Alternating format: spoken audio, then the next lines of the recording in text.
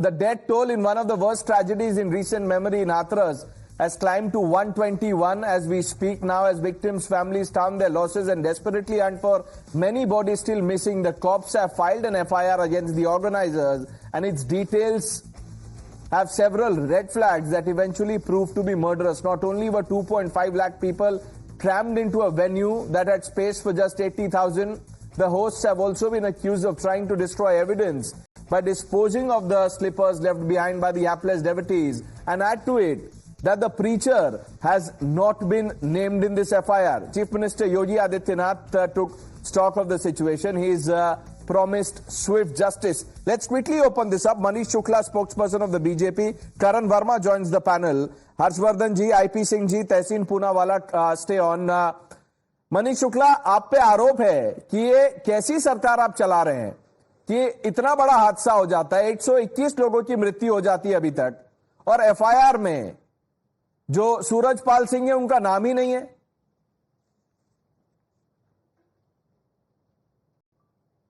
देखिए, हाथरस की घटना दुखद है, दुर्भाग्यपूर्ण है।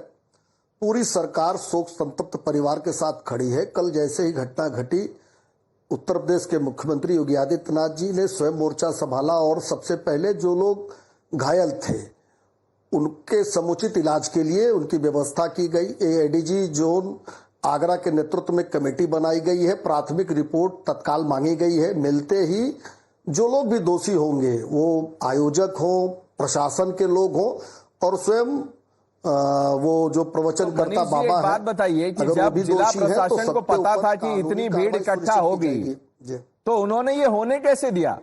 2.5 लाख लोग तो ऊपर आसमान से गिरे नहीं होंगे, बस से आए होंगे, गाड़ी से आए होंगे, जैसे भी आए होंगे। प्रशासन क्या कर रही थी सर?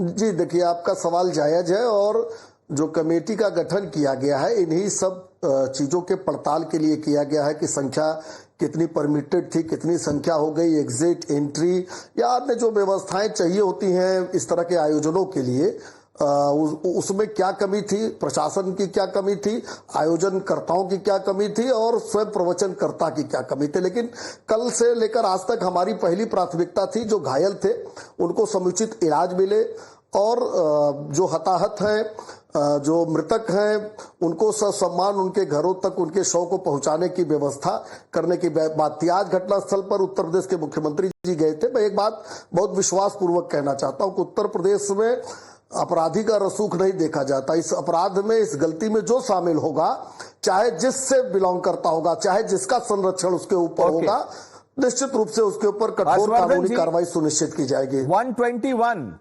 121 लोगों की मृत्यु हुई है और इस पे जिस तरह की राजनीति चल रही है, क्या कहेंगे आप?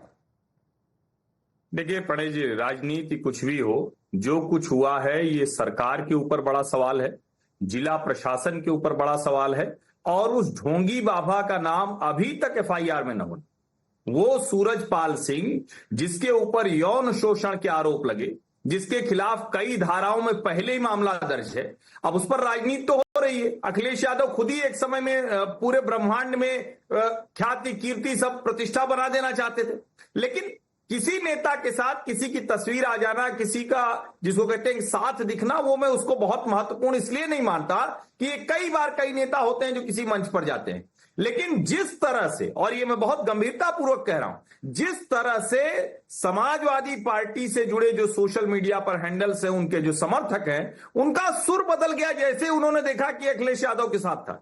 जैसे उनको पता चला कि अरे नहीं, ये कोई ब्राह्मण साधु नहीं है या कोई हिंदू संत नहीं है, कोई भगवाधारी नहीं है, उनकी भाषा बदल गई। और बड़ा दुर्भाग्यपूर्ण है, योगी आदित्यनाथ से हम उम्मीद करते हैं, अभी तक उसका नाम न होना निराशा वाली बात है। हम उम्मीद करते हैं वो खुद एक संत हैं, भगवाधारी हैं, वो खुद एक मठ के मठाधीश हैं। ऐसे हर पापी के खिलाफ, ऐसे हर ढोंगी के खिलाफ कड़ी से कड़ी कार्रवाई होनी चाहिए, हत्या का मुकदमा चलाया जाना चाहिए और जिला प्रशासन के जो अधिकारी जो समय से संभाल नहीं पाए, खिलाफ भी कार्रवाई करनी चाहिए। अखिलेश यादव जी से पूछा गया कि जो सूरजपाल सिंह है उन पे कार्रवाई क्यों नहीं की गई, ये सवाल और जवाब सुनिए, देखिए। तो क्या बाबा की गिरफ्तारी की मांग करेंगे आप? मैं कहता हूँ किस बाबा की गिरफ्तारी कराएं, बताओ तुम?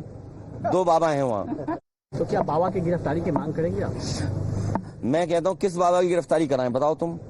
2 बाबा हैं वहां। आईपी सिंह जी, 121 लोगों की जान चली जाती है और ये रेस्पॉन्स है। देखिए उत्तर प्रदेश में कोई नागरिक सुरक्षित नहीं है, हमारी बहन बेटियां सुरक्षित नहीं है, न हमारे यहां कोई उद्योग धंधे सुरक्षित रह गए हैं। 121 लोग एक तरह से शहीद हो गए और उस हत्या का जुर्म अगर किसी पर लगना चाहिए तो उसके लिए मुख्यमंत्री, प्रमुख सचिव गृह, उसके बाद चीफ सेक्रेटरी और डीजीपी पर जाता है। उसके बाद नीचे के लोग आते हैं। और हर्षवर्धन जी को बताना चाहता हूं कि बड़े प्यार से माननीय अखिलेश जी का आप नाम ले रहे हैं, तो जिस आसाराम बापू के ऊपर यौन शोषण का आरोप लगा उसके साथ नहीं, उन्होंने तो ये भी कह दिया कि तस्वीर में कोई हो उसमें वो गंभीरता से नहीं लेते। आपने पूरी बात नहीं सुनी।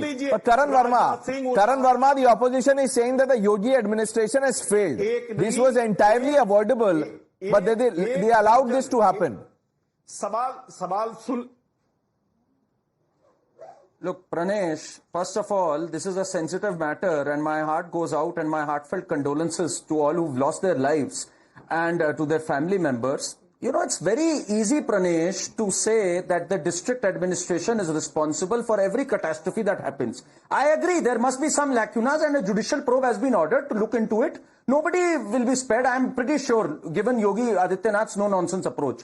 But it also comes down to the organizer and the organizing committee. Pranesh, there are so many private events happening. We have limited police personnel, 3.1 lakh police personnel over a population of close to 25 crores in Uttar Pradesh. Do you expect them to micromanage every single thing that is happening in a private event? Karan Verma, No. people are outraged why the preacher has not been named, why the FIR does not mention Suraj Pal Singh's name.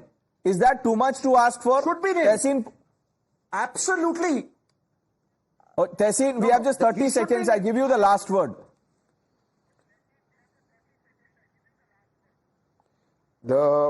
This Suraj Pal Singh Baba, he was earlier in the UP police. Everything's a mismanagement and I think the SDM should be arrested and thrown behind bars. His application was for unlimited people to come.